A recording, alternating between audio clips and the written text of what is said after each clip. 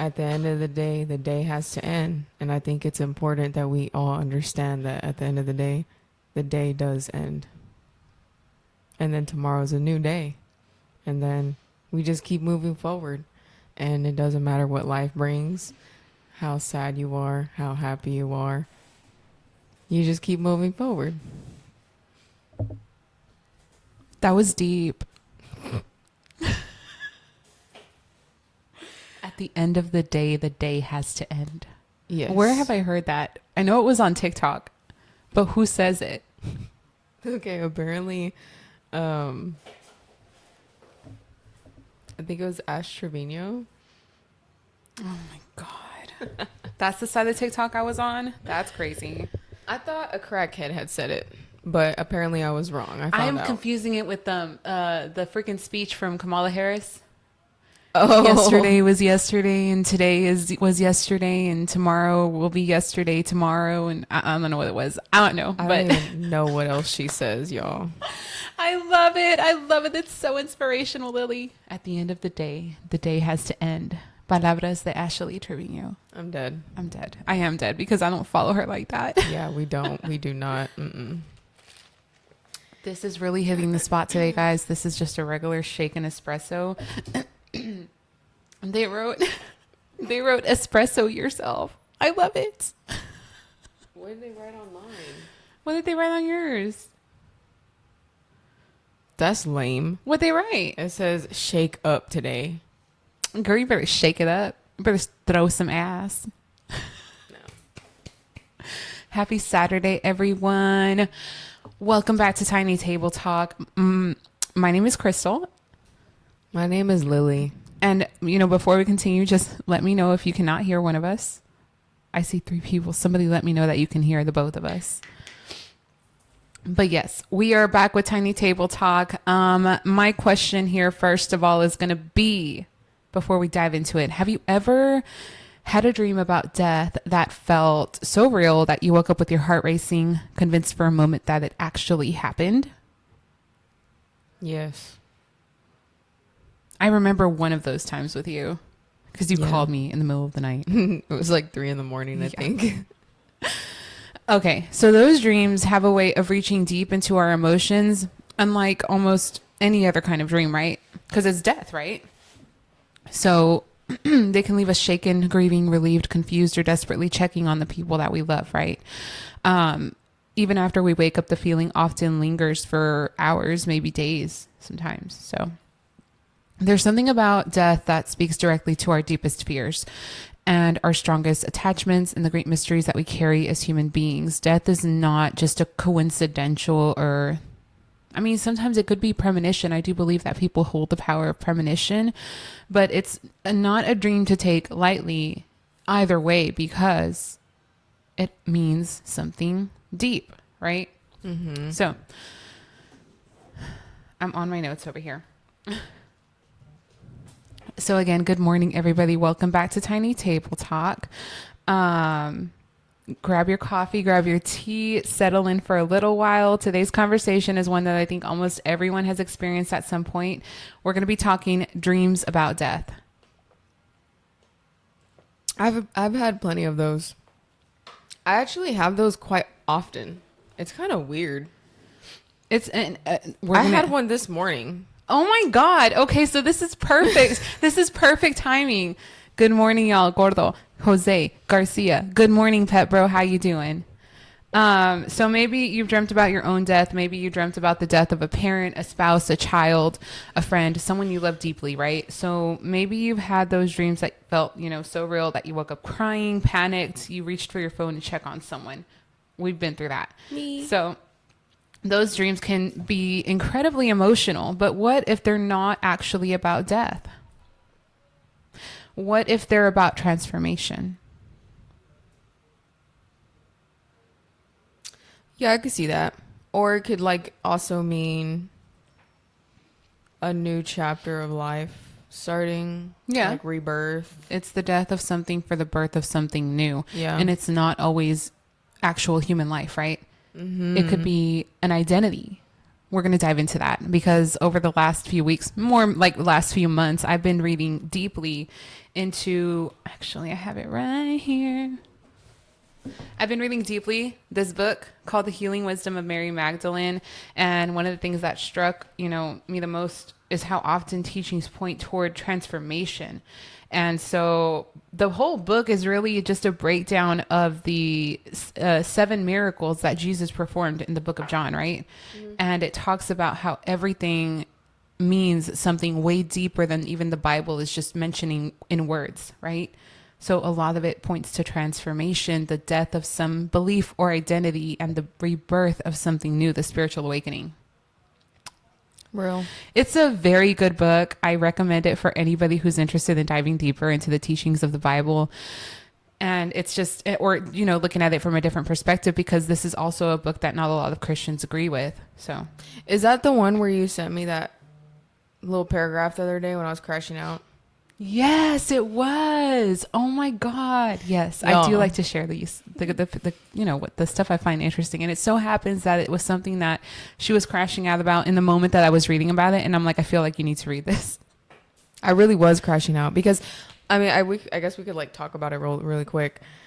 I was just crashing out because I could not, and I was hurt because, okay, so I had confided in my sister about the situation, and I had also sent, I had sent a voicemail. It's just funny. A voicemail to my sister and one of my closest friends about the situation. And it's funny because that friend told me that I sounded like Rue in that one scene where she's like, "You fucking left me. You fucking left me when I did. I was like, God. Oh my gosh. Anyways, y'all. So I was crashing out about a situation and I just couldn't grasp the concept of why. And maybe y'all have different opinions, on why this happens, but I couldn't understand why people that are really just mean and horrible. It's a little loud. I'm sorry. I couldn't understand the concept of why people who are just mean and horrible and do the most heinous things to other people that are good, who only have good intentions, why does nothing bad happen to them? But the good people always have to suffer and go through freaking obstacles and just never get it their way. And I was just ranting about how life is so unfair and this is not fair. And I'm pretty sure y'all have felt that way at some point in your life. And so I was just crashing about this whole thing. And then she sends me a paragraph from this book and I'm like, oh, wow. Damn. Do you have the picture still? I don't remember what it actually said. And I was like, oh. I know it talked about, let me see. Yeah, it's right here. Understanding suffering and the negatives of life. Mm-hmm. And the parts that you have highlighted was life is a mystery because we do not understand the soul and we do not understand that the source of all things in the cosmos is sacred unity. Mm-hmm. We look at life from our perspective in which any suffering is bad and happiness is good. So if there is happiness and joy, there is going to be sadness and suffering until we remember the lesson of the first dream story. The reality is that all is oneness. And once we see with the eyes of the soul, oneness becomes our experience, and we can accept the appearance of duality as simply how it is in our world. Chinita Lopez says, Lily, buenos días, Spanish, please. Oh. Buenos días. Buenos días. Bienvenida. So yes, the unity, that's in sign 1. I'll probably touch on it a little bit here shortly, but basically saying that we are all one with each other as we are one with God, right? Mm-hmm. And it's important that we view life in that way, and that sometimes obstacles are thrown in our way to teach us a lesson about that. Yeah.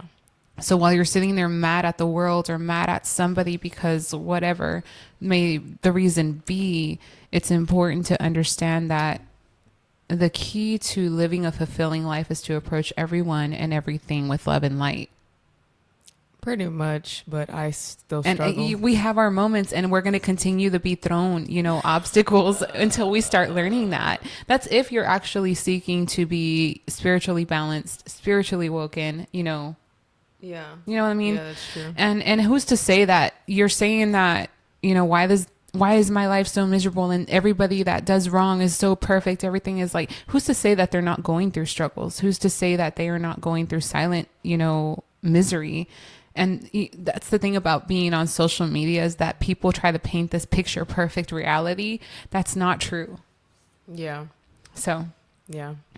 so yes, That's deep. It's deep. I feel like we just dove into like what something completely different. Guys, we're going to get back on the topic.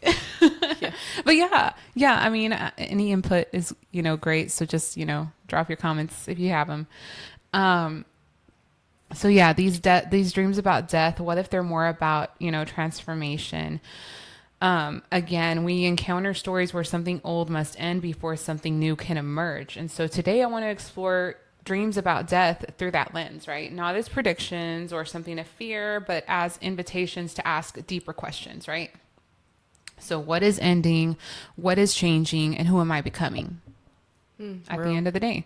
So to begin, let's just talk about how common these dreams really are and why they tend to leave such a lasting impression on us. So let's start with the question. I'm pretty sure everyone has had a dream like that, but you know, you've dreamt about death? I can say I've dreamt about death. Stargazers, have you guys dreamt about death before? Good morning, Sandy. Good morning. So, you know, maybe your own death, maybe someone else's death, maybe multiple times. And I think one reason that these dreams affect us so deeply is because death is one of the greatest mysteries of the human being. Right? That's true. It's the thing that we spent most of our lives trying not to think about or wondering what it is to experience that. I was going to say, being scared of it, you know? well, okay. I was going to say, like, I think there's people out there too that low-key fantasize about their death. Like, wonder what it would be like. Because I'm one of those people. I'm one of those people who can sit there and like actually like see my whole funeral. Yes, me too. It's so weird. I don't even Me know why too. it happens. Too. It's weird. I'm like always thinking about it. And I'm also just like, who's going to cry? Who's going to be there? Like, yeah. I'm very much like, this person better not be there. Oh my God. They better not pull up. I'm telling you. Because if not, I'm going to be pulling some feet while you're sitting there at my funeral. Our subconscious never lets us forget that it's our final destination. Yep. Death. Yeah. Yeah. Very true. Right on point. So again, we spent most of our lives trying not to think about it or just overthinking about it. Again, our subconscious decides to put it in front and center in a dream now, and we wake up wondering what it actually means. So the first thing that I want to say is this, right? These dreams are extremely common, and most of the... I'm sorry, y'all. I'm like choking on my water. We're not trying to achieve death here, okay? I'm done. Go ahead. Okay.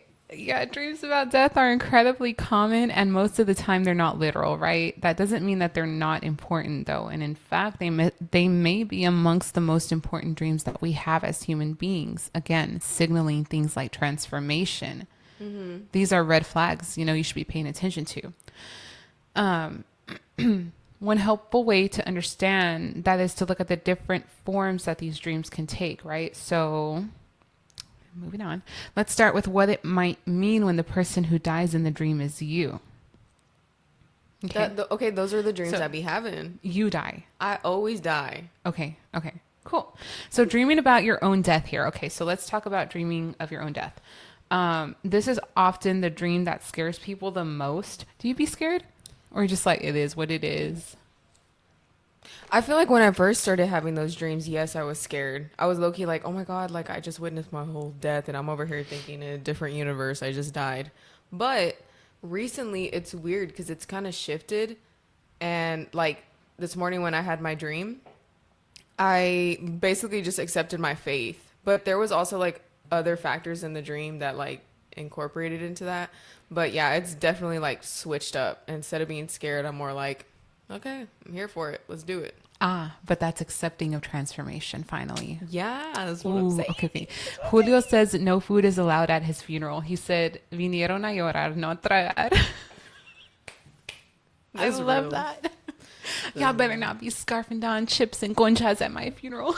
Shoot. I already said, in order for you to enter my funeral, you have to take a shot. I like that. I'm down for that. Vinieron a beber. Of course, as long as you're not on the do not enter list. As long as you're not, yeah, there's got to be security at the front, you know. Oh, they're gonna be security. Straight up, like black suit and tie, like you ain't on the list. Bye, Felicia. And then I also see you being the person who at other people's funeral, like amongst us, would probably stand there and be like, you get out, and you get out. She didn't even like you. I very much would be straight up, be direct. Yeah. Lily, keep it real. I do. Yeah. If I'm mad, I think I could keep it real. But if I'm just sad, I'm like, just stay away from me. Just go over there in the corner. Yeah. Go choke on some water.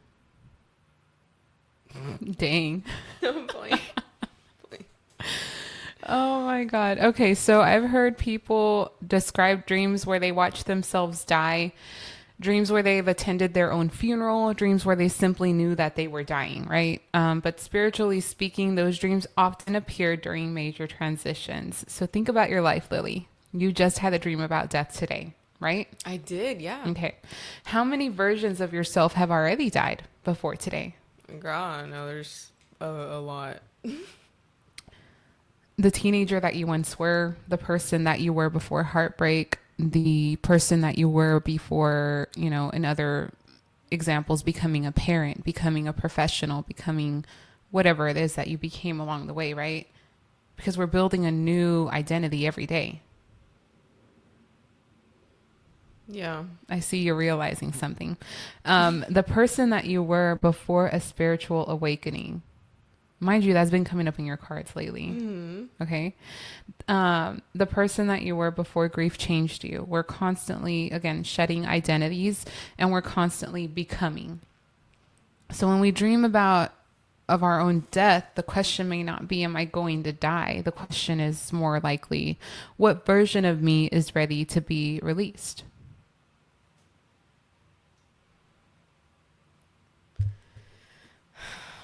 You left me speechless. That is a deep sigh. It really is. Because it just dawned on me why I would have that dream. And yeah, let's just say like a version of me that's been here for 3 or 4 years is going away. I love that. No, I mean, I don't, you know, I love it for you because I've seen you your whole life. You know? Yeah, I feel like this girl right here, she knows everything. She knows a little bit too much. No judgment. No judgment. But yeah. Abel says, what is the coffee order for today? We got shaken espressos, just regular shaken espressos. It's strong AF. You know, usually I had steered away from being a cold coffee drinker. But today I was like, you know what? Let's just change it up. Give me a nice shaken espresso. We love it. We love it. Good morning, girls. Good morning, Crystal. Buenos dias, Yorlet. Welcome, welcome. So yeah, again, this is about releasing something. So this is like whenever you have a dream about you dying in the dream. Yes. I mean, it all ends up being almost the same, but this is directly specifically correlated to you because you are the one dying. Right. Yeah. Because I've also had dreams where I dream of other people dying and it has nothing to do with me, but that's just me. Mm-hmm. It has to do with their transformation. And it's easy for me to be like, hey, like I had a dream that you died. Like what's going on in your life? Like you're about to come up to something new. And then it so happens that way. And I'm like, oh, okay. That's interesting. I actually want to add on to this, but we'll finish because it's making me think about other dreams. Oh, okay. So. Okay. So looking, you know, not looking back now, but looking now at your life, is your life changing right now? You said yes, right? Oh, yeah. Yeah? Yeah. And again, of course, not all death dreams center around ourselves. Many of the most emotional ones involve the people that we care about most. All right. So then moving on to dreaming of somebody that you actually like care about, somebody that you love dying, right? So they really pull at our heartstrings, dreams where somebody that we love dies, a parent, a child, a spouse, best friend. Those kind of dreams stay with us for a long time because we're scared of something like that to happen, because, you know, some people are just not accepting of the fact that people die. Often these dreams, again, reflect fear of losing someone, growing apart, change. Those are the literal meanings behind dreams like that, right? So fear of losing someone, fear of growing apart from someone, or fear of change.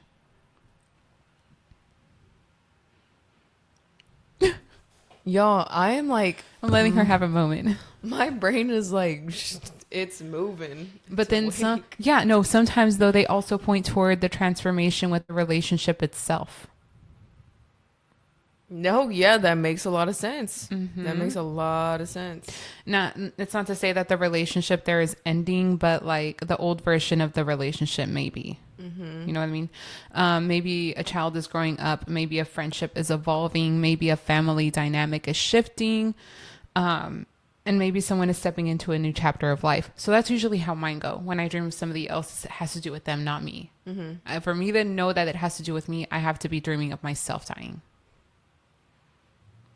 So, like, what if it's, I mean, I'm curious. You might have already answered it, but what if it's you involved with those people and you all die? It could be the relationship. Okay. I would say that. Yeah. Okay. So the dream shows a death because the old form can no longer continue exactly as it was. And that can be both painful and beautiful. Yeah. Yeah. Yeah, I can see it being painful. And the idea of symbolic endings leading to new beginnings brings us naturally to the spiritual perspective that has shaped much of, today's discussion. Yeah. Wow. So then this is where I want to bring in, the healing wisdom of Mary Magdalene and stuff, because one of the themes that keeps appearing is that spiritual growth often requires a symbolic death, right? Not a physical death. It's an inner one, a death of fear, a death of limitations, a death of false identities, a death of old stories, a death of wounds that no longer define us, right? So this is all stuff that I've picked up, throughout reading this book about the book of John in the Bible, right? Mm-hmm. So when viewed this way, many of the miracles in the Gospel of John become stories about awakening. Okay. Stories about becoming, about leaving one state of consciousness and entering another. And nowhere is that clearer than in the story of Lazarus. Okay. So just let's spend a little moment with that story because it offers a powerful framework for understanding these dreams in a new way, right? So Lazarus is the dream of resurrection. Lazarus is the story of the resurrection. Not Jesus's, but when Jesus brought the man back to life. Mm-hmm. Right. Okay. So most people know the story. Lazarus dies. Hold on. The interpretation of the fear of change is something real. Yeah. I feel like we all go through that, and it's important to embrace it with open arms. Yeah. It's so scary too, but life is a risk. Yeah, basically, I think that's like probably the hardest part for people to actually embrace, accept, and go through in life. I just recently I've had to tell somebody, like, you have to take a risk in life. Like, if you're that miserable with where you're at in life, you have to take that leap of faith and just go with it, because you can't be scared of failing. That's just part of life. Mm-hmm. So, yeah, piece of advice for today. It's all a lesson. Yeah. Everything is a lesson waiting to be learned. Mm-hmm. That shapes out our soul purpose at the end of the day. So, yeah. Once you have learned that and grasped it, understood it, and like acknowledged and like accepted it, everything becomes easy to go through. I feel like it becomes easier to go through it. Not that it doesn't hurt, but like it's easier to approach obstacles and letdowns and disappointments and all this other stuff in a way that is, it all makes sense, Mm-hmm. Like, I'm not surprised that this happened. I needed to learn this from that situation. Mm-hmm. So, yeah. back to Lazarus. He dies. He's placed in a tomb. The stone is rolled into place. Everything appears finished. It's over and done with. And then comes the call, right? Jesus says, Lazarus, come forth. And now imagine that as a dream, right? So, and it's easy because like we've seen The Chosen, for example. Yeah. They lay it out pretty well. That's what it would look like in a dream. What if Lazarus represents a part of ourselves, right? A gift that we abandoned, a dream that we buried, a truth that we stopped believing, a calling that we ignored. Okay. Okay. We're seeing literal death and resurrection, but you got to dig deeper in the Bible. Yeah. You got to understand that everything has a deeper meaning, especially because this is translated by man. There's nobody alive that was there to witness those things. Right. So it's important to question and dig deeper and try to understand it in a different perspective. So what if the tomb here represents the places within us that we've sealed shut? That's so real. You see, and this just goes back to the whole fear part. Like maybe you close that off and you put it in that box and you locked it away because you're scared. Suppression is a big deal, and it actually creates a lot of blockages. Like people self-create blockages out of suppression, and then they wonder why they can't, achieve the things that they want to achieve. Yeah. Yeah, So- I truly believe that. And I feel like people look at me crazy when I'm like, your literal blockage, the reason why, for example, I told somebody the reason why you can't get the job that you want, right? Or the money that you want, I think they were looking for, was because the pressure that they are under, they're feeling that they're under, right? To make it happen. Yeah. So pressure is a low vibrational energy that lowers your vibrations in your energy field. So what happens then? You block yourself off. Literally, like I was like, approach it in the perspective that it's already happened, that you already got the money you wanted, that you got the job that you wanted, and know that it's all going to work out at the end of the day. And I was like, and watch how things start to turn around for you. It's called manifesting. Yeah, basically. Working with energy, literally. Which works. It does. It really does. It does. I can honestly say it's so true. And you might, you will. What? Dude, I was like tripping over my words.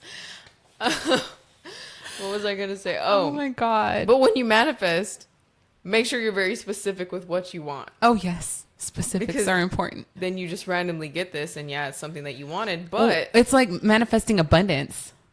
yeah, you just like, okay, well, what do you mean abundance? You're Abundance going in to be what? like, you want abundance of money, but you just said abundance, and you're going to give an abundance of squirrels in your yard, or That's like, what I'm saying. That's what I'm saying. You got to be specific. yeah. Like, Can't just very specific. Yeah. So, and what if spirit is standing outside of that tomb asking us to come forth?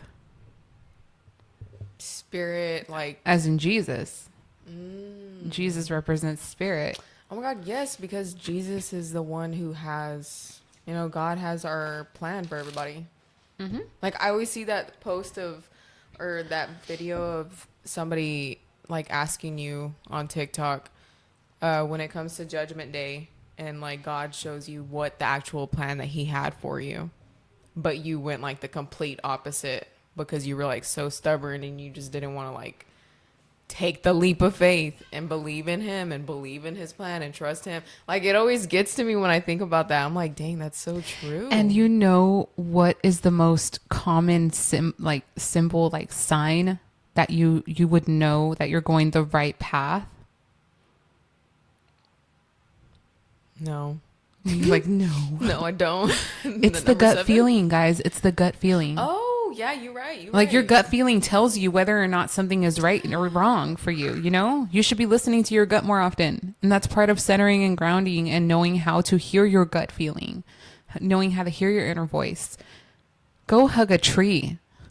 Y'all, that's our logo. That's our slogan. I need that t-shirt. No, seriously. I'm For going real. to get you that t-shirt. I want a t-shirt that says go hug a tree or hug a tree. Just hug a tree. Yes. Hug a With the tree. tree of life. Okay. Thank you. Thank you for anyone who wants to send me a gift. Anyways. Yeah. So again, what about, maybe dreams about death aren't asking us to focus on what is ending, but they're asking us to notice what is trying to live again. Because everything is already written in your path. It's your job to remember it. It's not that something new is being put in your life path or your life purpose. It's all there, and it's been there since before you were born. It's your job to remember it, and that is part of the spiritual awakening. I that's so real. I couldn't agree anymore. Like, it's facts. That's on wisdom. No, I don't know. It's facts. It's That's facts. just on what I've been reading It's facts. and coming to understand about life, right? So again, what has been buried inside of you is the question you should be asking. What part of yourself is waiting to be called back into the light? I feel like Lazarus' story is perhaps the clearest example, but it isn't the only place that we see this pattern, right? So the same theme appears throughout the gospel narratives and the other miracles that Jesus performs in different ways. Like, are you speaking specifically about suppressing what you're meant to be? Is that what's common in all of them, or The transformation, the the concept of transformation. transformation, Okay. the death for the rebirth of something else, right? Mhm. So, as reflected on the 7 miracles in John, every miracle involves the death of something. Okay. So not necessarily a person, but a condition, a belief, a limitation, or a way of seeing the world. Take the wedding, right? This is in the first miracle where Jesus turns water to wine. The wine runs out, and on the surface, it seems like a simple story of abundance, right? Because he makes more wine. But symbolically, something dies there, right? So the belief that there is not enough. The belief of scarcity, right? So the fear that joy has reached its limit, the scarcity gives away the possibility. Then there's the healing, oh wait, I'm on the first one, right? So the what died is the belief of scarcity. Yeah. The belief that there's not enough. And what is born is the trust that there will always be enough. It's like when you manifest, I have more than enough resources to live comfortably. Yeah. Even though like you're struggling, right? But you're manifesting at the same time that it's going to work out. You're going to have everything you need to live comfortably, if not abundantly. That's true. And you see how the change in mindset there changes the concept. Like there's so many people that have done that and shown the proof that it works and are living proof that it works. Oh yeah. No, I know a lot of people that are like that. So that's like the death again of one belief to be born into a new belief. It's so funny. I kind of view it like as you're upgrading in your beliefs. Yes, Like, yes. each level you go. That's each part level. of it. And people don't like to see it as leveling up, but like, especially when it comes to like the scriptures, but it's important to level up your mindset Yeah. so that you can be one with God, Mm-hmm. Okay. So then we go to the healing of the official son, right? A father is trapped in anxiety and fear for someone that he loves. I'm seeing The Chosen in my head. Yeah, me too. Before healing can be experienced, though, despair must loosen its grip. And the certainty that all hope is lost has to die. So this father just, he's certain that his son is going to die. He's lost all hope. And is it Bethesda? The city? I don't remember. I don't know how to say that correctly. But a man, has spent years identifying himself through helplessness, right? So for decades, he waits for someone else to change his circumstances. This is at the well where he's trying to make it to the well to get the healing waters, right? So he can't because he's paralyzed. And by the time he makes it down, the water's gone every day. And he's there forever. You know who I'm talking about? Yeah, I know Okay. who you're talking about. So where did I go? For decades, he's waiting for someone else to change his circumstances. But when he rises and walks, it isn't only the paralysis that ends. His dependence dies, his powerlessness dies, and his old identity is left behind. Yeah. So then moving on, when the 5,000 are fed, when the crowd sees only lack, right? Jesus takes the loaves and the fish, the 5 loaves and the fish, and turns it into enough for 5,000. the miracle challenges, that assumption that the loaves and the fish could never be enough by ordinary calculations. Scarcity dies and a deeper trust in divine provision is born here, right? So when Jesus, makes enough, it's like that, again, that mindset of scarcity, that mindset of there's never enough is gone. And now those people can move forward with, I will always have enough. That's so interesting, because that brings me into like the idea of everyday people are always striving for more, for more. I have this job, but I want this job. I have this car, but I want this car because this car is better. I have this house, but I want this house because it's better. I want more money. I want more this. I want more that. And I feel, and it's funny, I've had this conversation with my coworkers. We're never satisfied. No. We're never, like, us as human beings, we're never satisfied. Oh, like, it could be anything, but we just want more and more and more and more. And I think, again, like, once you go through the spiritual awakening and now you're like oneness, like how the book says, you change that mindset. Like, you stop, you're finally at peace. Well, let's dive into that real quick, because people who are never satisfied are actually people who are trying to fill a void.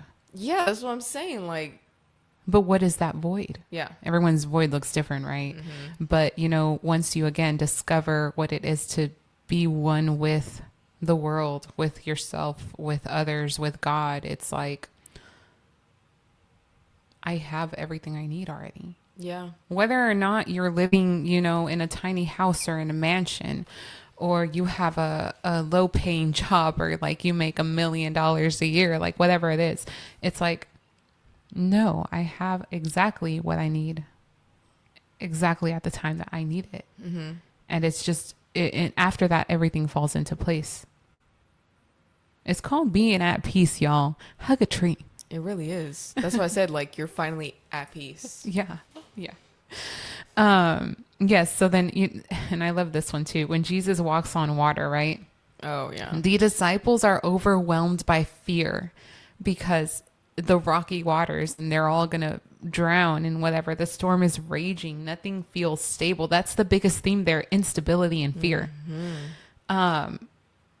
Nothing feels safe, right? In the mindset of the chaos, fear loses its authority, right? When Jesus walks on the water. So then awareness emerges here, and they're not alone in the storm anymore. God is there. Mm-hmm.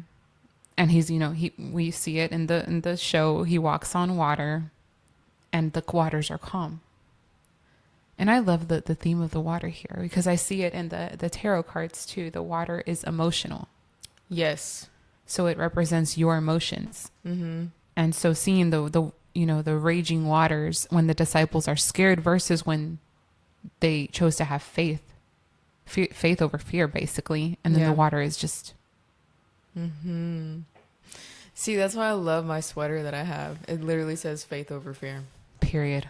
I remember seeing that scene in The Chosen, and I was like crying. Dude, yes. Like, oh my God. Like, it hit me so hard, because I'm like, I can't tell you countless of times in my life where it was like, I'm so scared, and like, and then eventually, like, I just came to and just trusted God. But it's hard to do that. It is so hard, but you have to, again, faith over fear is the thing. And just be sure and know that it's all going to work out. Mm-hmm. Whether or not, you believe it in the moment, accept and know that it's going to work out the way it's supposed to. Yeah. And if it doesn't work out in your favor, understand that there's a lesson there to be learned about why. Yes. Because whatever's meant for you will come to you in the most easiest, fastest, and highest way. That is meant to come to you, right? That is meant to come. Yeah, that's what I said. What is meant for you?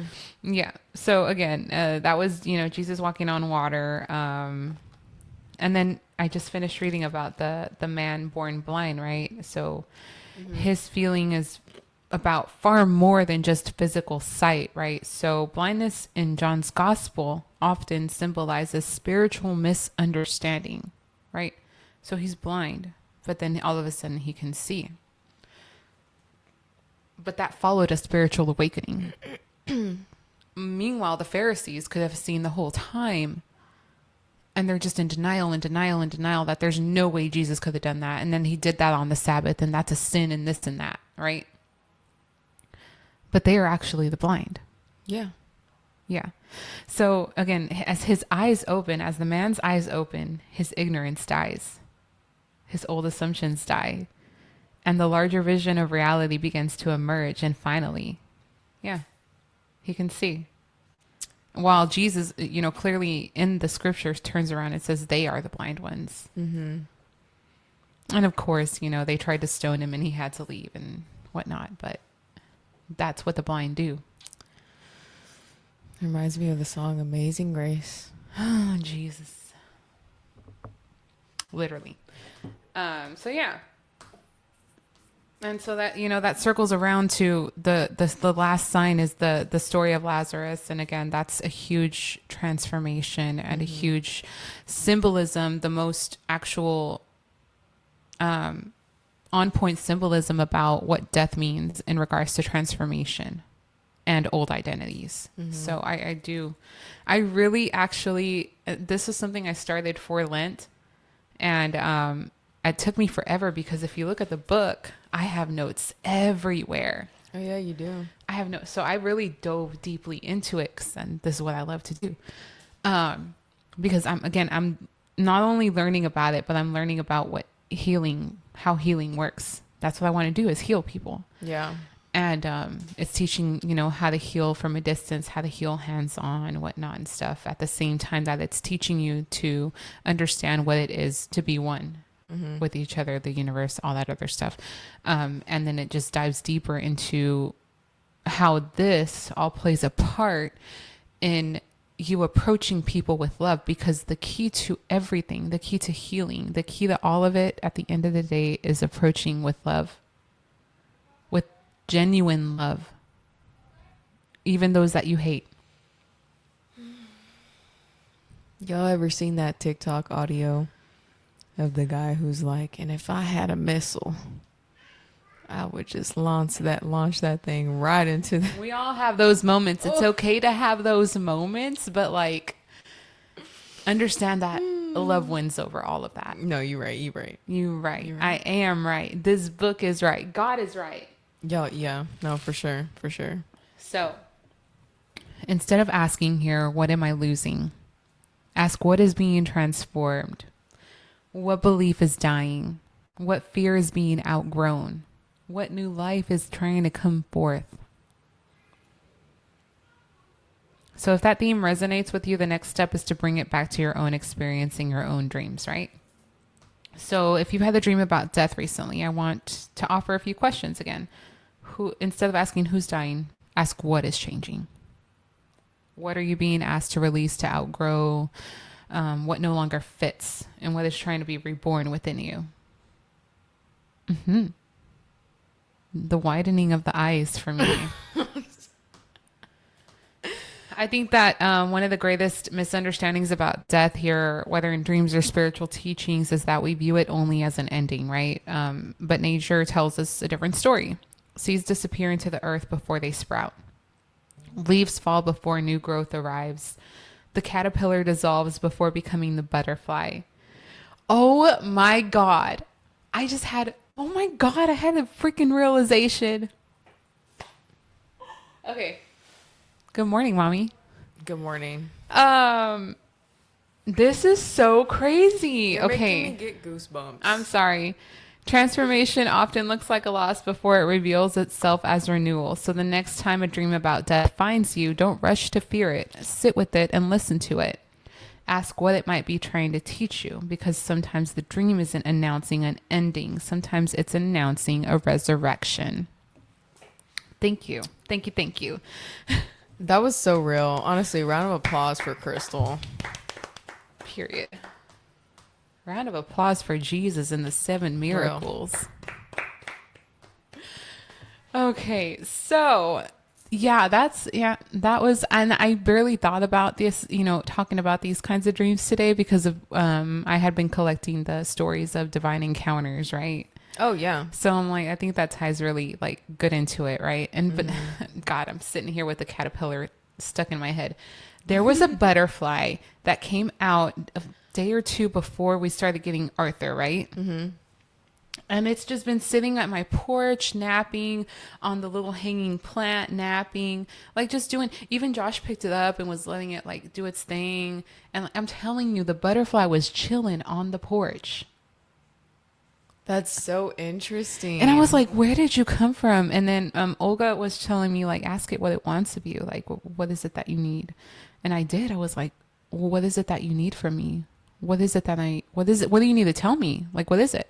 And so I just let it be. And then I'm like, okay. So I went on about my day, and then I had to leave for some reason. And I opened the door and I looked up. The chrysalis was right above the door. And I was like, is that another one? And I was like, no, that has to be to the butterfly that I've been seeing. How did I not notice that after all this time?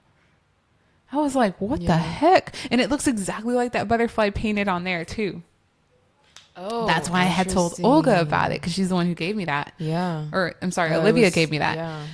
I was like, oh my God. And so then I was putting two and two together, and I'm like, oh, so basically I'm kind of like rushing through my life right now, like moving way too fast. I kind of need to slow down and acknowledge my transformations for what they are. Yeah. Mind you, I didn't even connect that together with what we're talking about today. And now I'm just like, oh, it all makes sense now. That's so interesting. I know. It was like, thank you, butterfly. And it's gone now. It's gone? Yeah.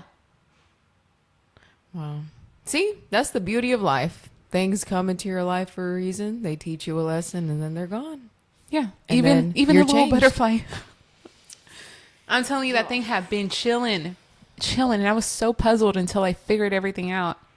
And I thought about it, and I was like, yeah, this is the lesson. And then it's gone. Yeah, on the contrary to that, apparently, like, I had gotten home this past week from work, and I get home pretty late, so it's dark outside, and there was a roach, and it was just chilling right there on the fence, and it would not leave. It was just sitting there, and I'm like, I'm not going inside until you leave. So I literally didn't go inside. I didn't go inside until like 1 a.m. Is that when you texted us in the middle of the night that you were waiting for someone to come kill it? Yes. Oh, God. Yeah. No. I was asleep, girl. Deeply scared of roaches. But it would not leave. I swear. I stood there for like 30 minutes waiting for one of my friends to come and kill it. And it was just sitting there. So what was the message? I don't know. But I'm tired of these messages coming as cockroaches. I'm done. Oh, my God. Like, come as something else. But I don't want no roaches over here. Because what is here? Because the roaches never come inside. Never. Like, I've never had roaches in my apartment. They're just outside. But they're outside. And it's always at my door. Why is it never at my neighbor's door?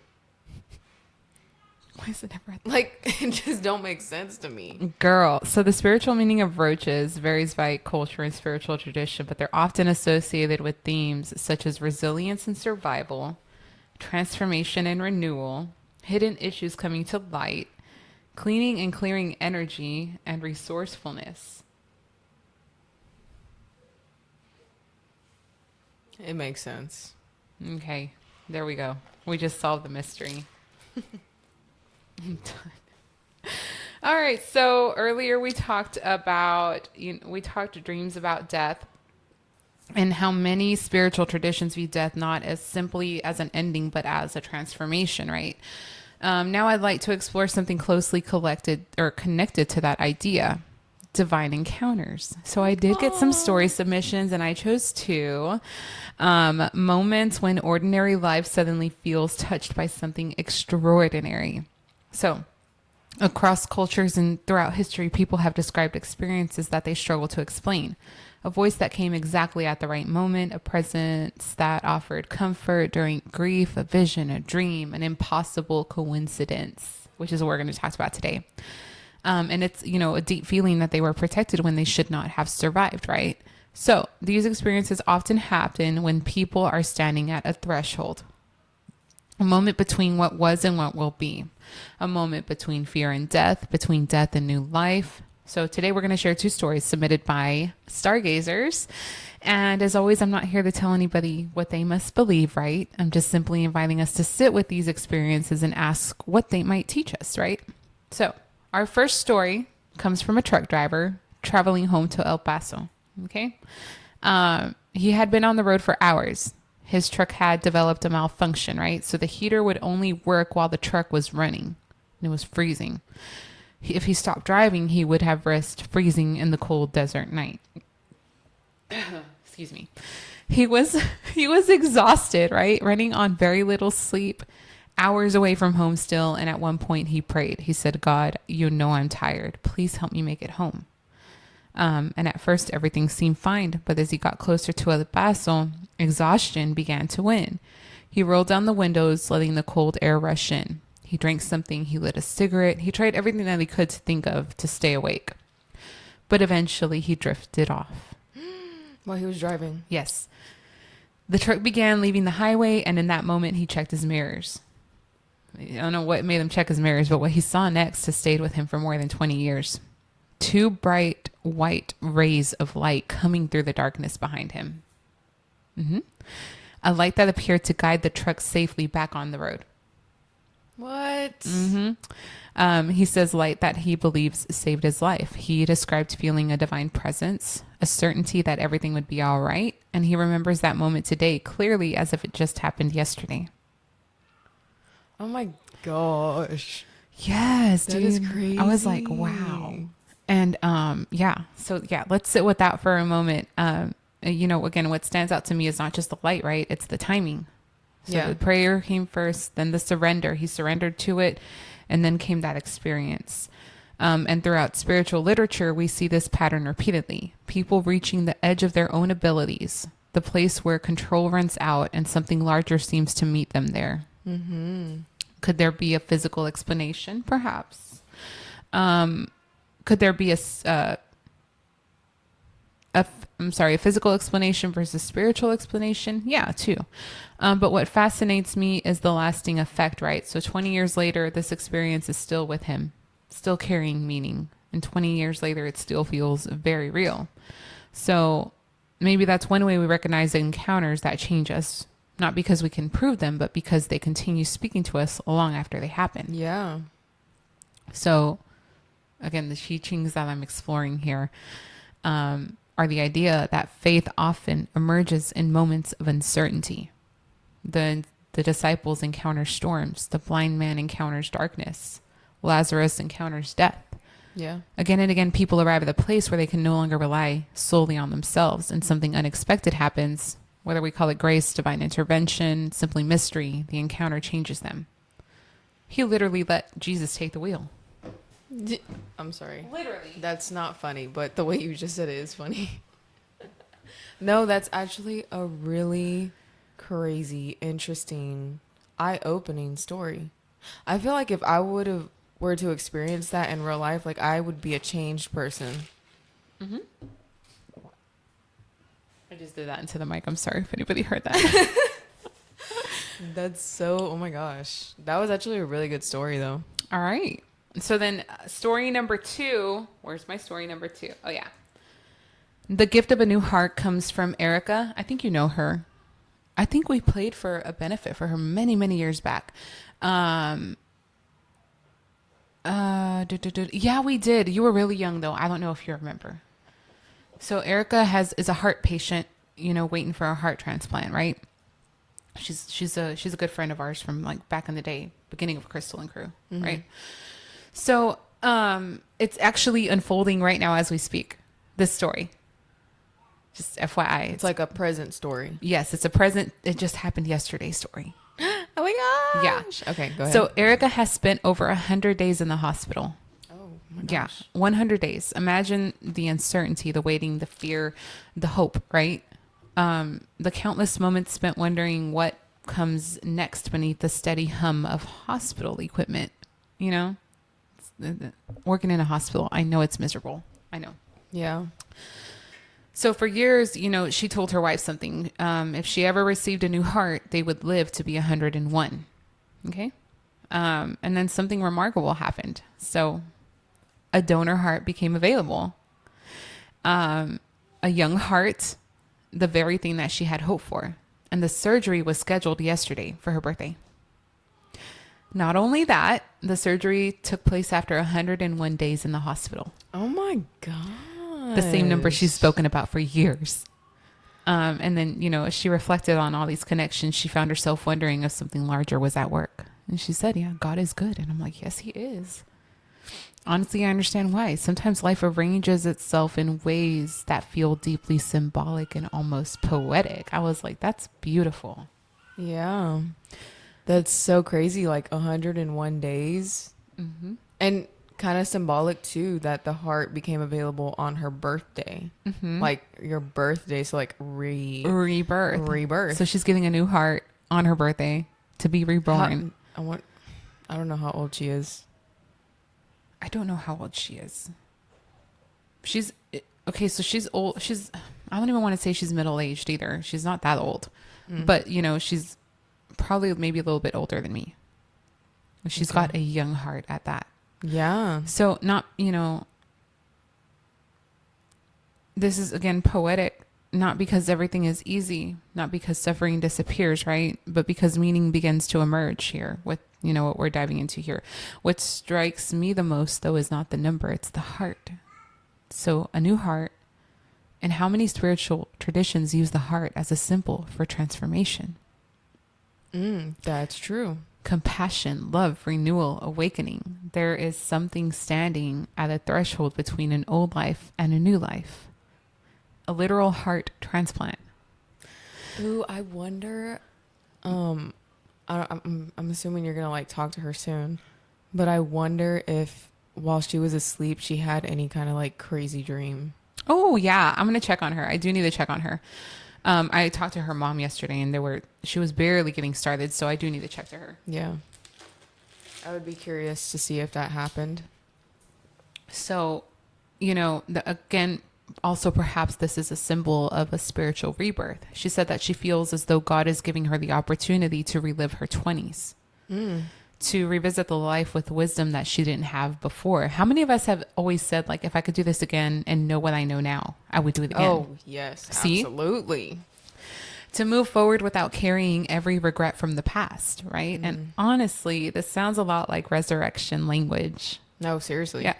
Not in the sense of returning to what was, but becoming something new. Yeah. Oh my gosh. So again, right back to the story of Lazarus. Yeah. When Lazarus comes forth from the tomb, he doesn't return to life exactly as he was before. Something has changed. So he's crossed the threshold. The old reality has ended and a new reality begins. And perhaps that's true for many of us, not only after major medical events, but after heartbreak, loss, healing, recovery, spiritual awakenings. The question becomes, what does it mean to receive a new heart? Not physically, but spiritually, emotionally. What part of us is being invited into a new life? And I'm wondering if she's thinking about those things too. Well, we're wishing you a very speedy recovery, Erica. Yeah, for sure. And welcome back to your new life. Yeah. Okay, so I'd love to hear from everyone else watching too. Have you ever experienced something that felt like a divine encounter? A moment of protection, guidance, unexplainable presence, maybe a dream, a coincidence, or a turning point that carried deeper meaning? What matters most may not be whether we can prove these experiences. What matters is what they awaken within us. Yeah. When mystery touched your life, who did you become? Oh, Lord, y'all. This is... I don't know, man. This is crazy. Mm-hmm. I like all of the connections to the 7 miracles. I know. That was so, it was, perfectly explained. I need to let you borrow this book once. I am on, the last chapter. You need to read it. Yeah, I need to read it. Definitely. I really do. And again, guys, if you ever want to dive into other, the deeper meanings behind scripture, this is one of the must reads. It's called The Healing Wisdom of Mary Magdalene by Jack Angelo. He's a well-known healer around the world. And I picked up the book because I wanted to dive again into learning how to do distant healing, which is something I practice. And it's proven to help a lot of people. The concepts that I approach people with now have proven to help, especially people that haven't slept. Sleep is important. Yes. I've been getting a lot of, I had a great night's sleep. And I'm like, I'm so happy. It's important, So as we wrap up today's conversation, I want to leave you all with this final thought. At first glance, dreams about death and stories of divine encounters might seem like completely different topics, right? But one speaks of endings and the other speaks of miracles. One can leave us feeling afraid and the other can leave us feeling comforted. But the more I've reflected on them, the more I believe that they're often telling the same story, right? A story of transformation. In dreams of death, something is ending, you know? And in dreams of in divine encounters, something new begins. When we look at the teachings we've been exploring through the healing wisdom, you know, the stuff I've been exploring here, the pattern appears again and again. Water becomes wine, blindness becomes sight, fear becomes faith, and scarcity becomes abundance, and death becomes resurrection. Again and again, we're shown that what appears to be an ending is often a beginning in disguise. Oh, that reminds me of the song, Every New Beginning Comes from Some Other Beginning's End. Closing time. That was from my time, girl. Never mind. Yeah, this sounds That's like crazy. it was from your time. Okay. Anyways, maybe that's the invitation for all of us today, right? Next time you have a dream that unsettles you, the next time life brings you to a crossroads, the next time you experience something you cannot quite explain, instead of immediately asking, what am I losing? Maybe ask, what is trying to be born? What wisdom is emerging? What part of me is awakening? What tomb am I being called to leave behind? That was another deep sigh. Sorry. It's the realization kicking in. Because perhaps the greatest miracle isn't that transformation happens. Perhaps the greatest miracle is that it continues happening through our entire lives. We are always becoming. We're always shedding old skins. Always being invited into deeper understandings. Always being called into new life. This is so real.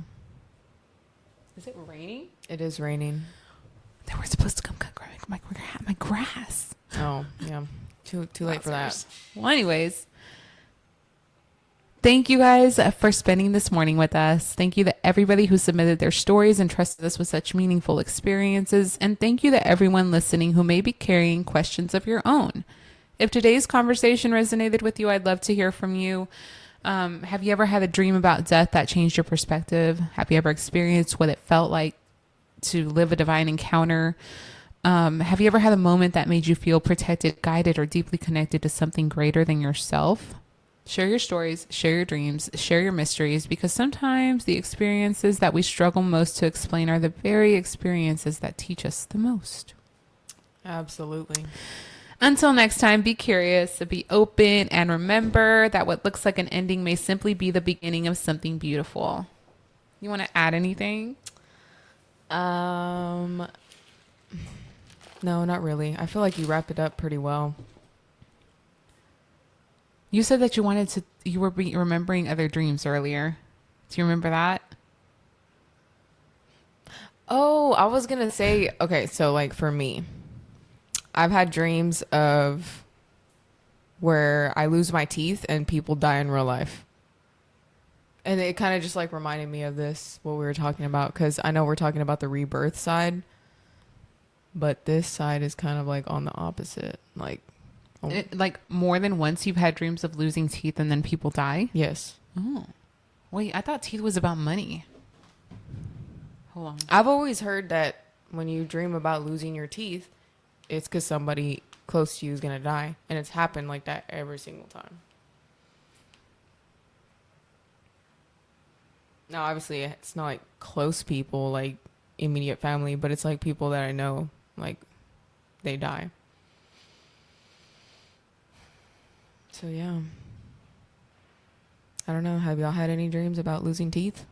Or is it just me? Yeah, well, it says that it's common to interpretations to be that it's about stress or anxiety.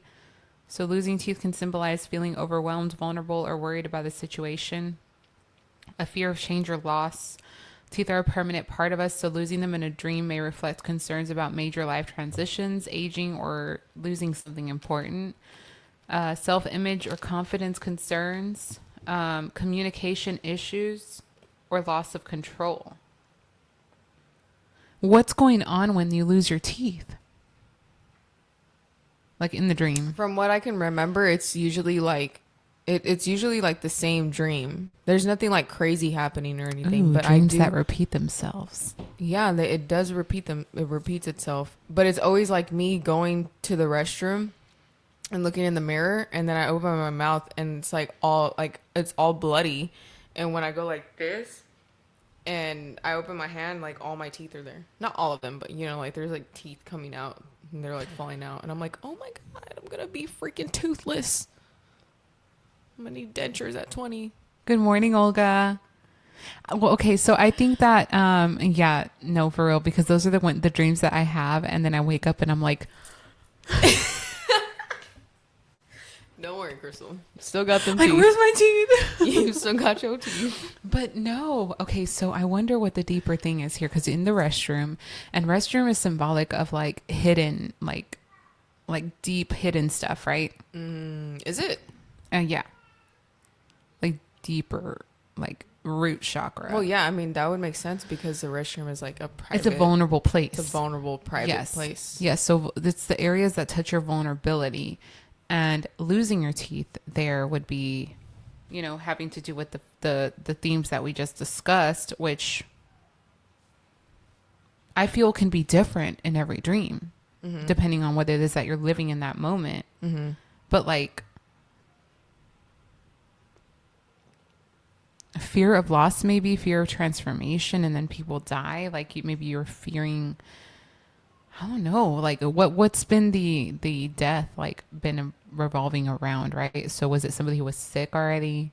Was it somebody who just like unexpectedly died? Did that death teach you something about you? Did that death symbolize something? I mean, those are questions that you want to ask. Interesting. That's good to know, though. I'll have to think back on it. Yes, we want to hear more about that. She said, I have the one dream that I have had since I was a child, but I will tell you about it when I see you. Dang, not the mysteries. It is raining. That means my grass is not going to get cut and I can't do my gardening. But you know what that does mean is that I can get ready for the garage sale. Period. But yeah, so no, I mean, you guys, thanks so much again for joining us on Tiny Table Talk today.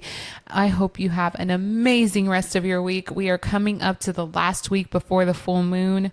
I am hosting a full moon ritual again this month. So if you guys are interested in experiencing some true release, I have opened up now for additional visitors. Go ahead and send me a DM. And I can, you know, share the information with you, what it's like, what to expect out of it. And if you're interested, you can join us. So I have a good maybe group of 10 that's going to be present. So very intimate event, very judgment-free zone, very, very much about we're all here to experience release. And that's the energy that we're going to pour into it together. So it's going to be exceptionally powerful. Yeah, it really is. Especially like with all of us coming together to do that. A lot of energy in the air. A lot of energy. And it's so much better when it's in numbers. So that's why I'm doing rituals now in groups. So yeah. Very well. Very good. Very good. So again, have an amazing week. Again, this week, focus on what it is that you want to release. And, you know, write that down, burn it, or, you know, hit me up and maybe you can join us here for the ritual. Yeah. Love you guys. Love and light always. But it's okay to have your moments of getting that missile and wanting to launch it at somebody. I knew you were going there. But it's okay because we heal from that. And then we love. We move forward in growth, right? Forward, yeah. Until we get mad again. But we don't react the same way anymore. It's more like I wasn't surprised. Yeah. All right, y'all. Have an amazing one, y'all. We love you. Bye.